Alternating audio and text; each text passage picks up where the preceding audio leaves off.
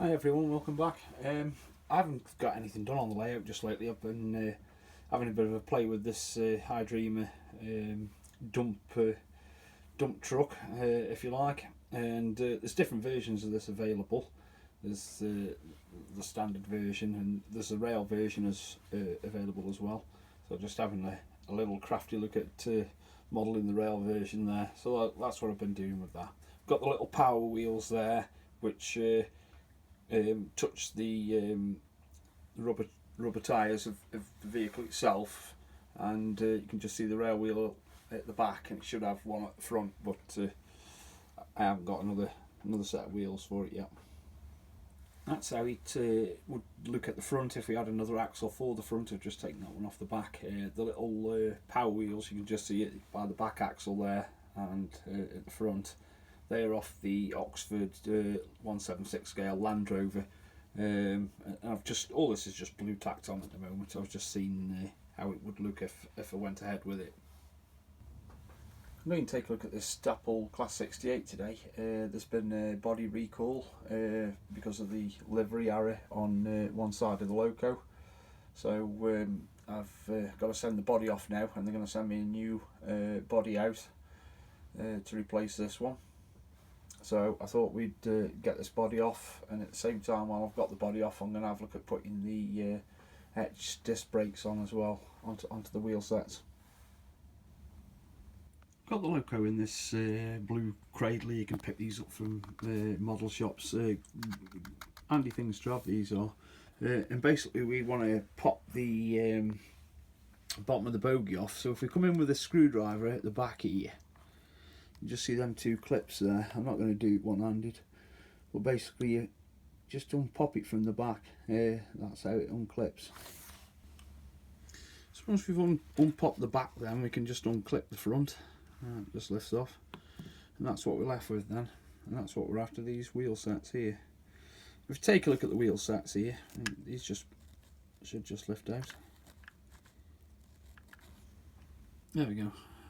It's just lifts out. I've just rolled the wheel. It's difficult to do some of these things sometimes with one hand. There we go. That just rolls out, and there's two sets of pickups to each wheel. I've not seen that before on a modern diesel model, which is a good idea. So they've got 8 pickups, off 2 axles. So we've got this slightly raised area here on the wheel set there. It's almost like it's been half done. There are these Hetch ones available from R3 Sprays. I think they've just changed the name, although it says Shoreplan Models products on the front there. I got them from R3 Sprays, and basically these are the etch discs.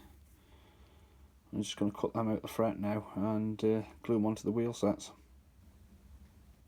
I've just put 4 small dabs of glue on this raised area of the wheel here. I'm going to drop the disc on the top of that area and make sure it's as central as possible, otherwise you'll end up with a wheel wobble, or what looks like. These are the 2 wheel sets now, ready to get put back on the model again now. It doesn't take much to fit these, and it's quite a massive predominant area of the bogie itself as a wheel, so putting these etched discs on makes a lot of visual difference to the locomotive itself. I've just removed the chip from this DRS loco, 68005 Defiant.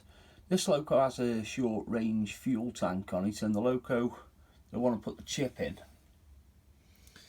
the 6810, and this one has an extended fuel tank there. I was just going to do a body swap, but we can't just do a body swap. It's a matter of just taking the body off this one and putting the chip in it though. Pretty straightforward. Box of flyers now chipped up and ready to roll.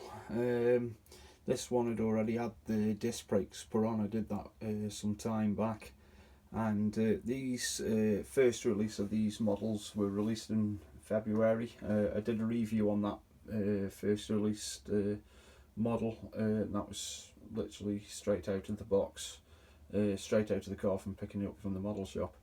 The second batch have now just been released, and I've picked up a couple of more locos, so we'll take a look at them.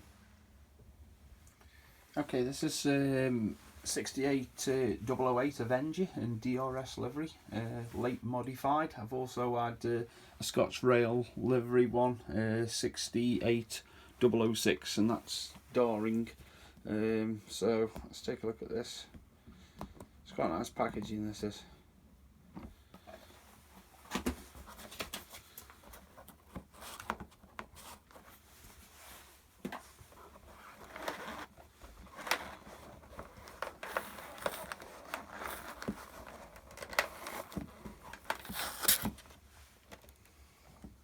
There we go. And straight away on removing that from the box, you can see Dapple have added the disc brakes on this model. Let's get it out and take a look at it.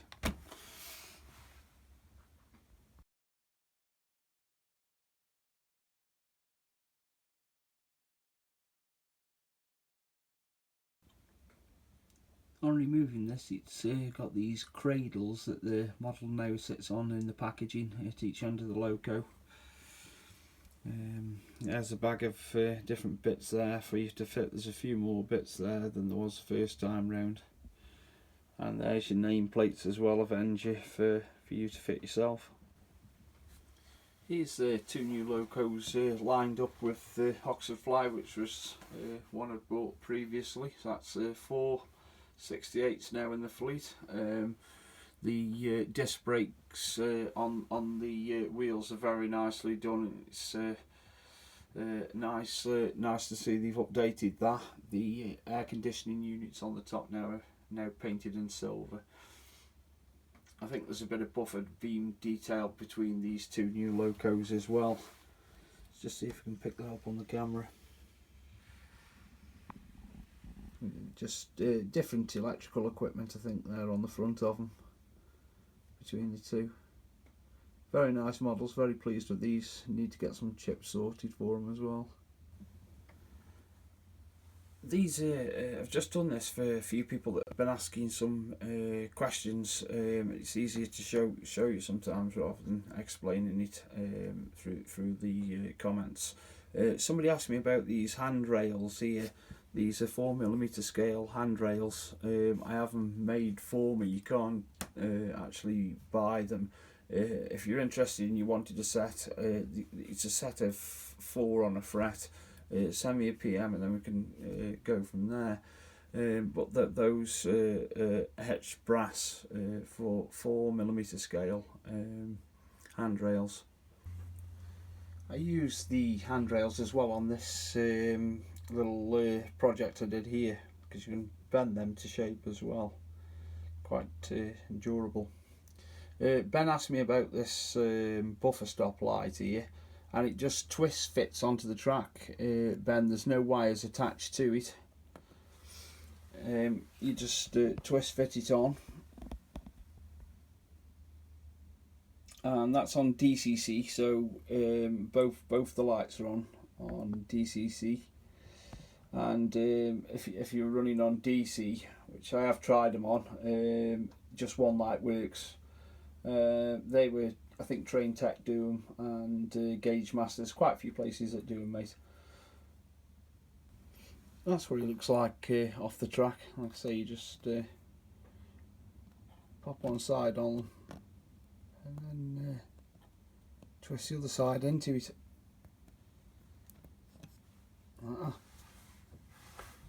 Turn your power on.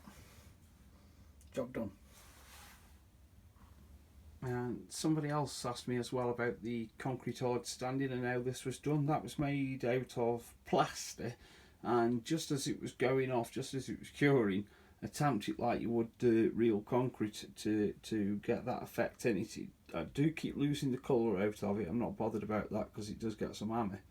And I just keep touching it up with Woodland Scenic concrete coloured pigment.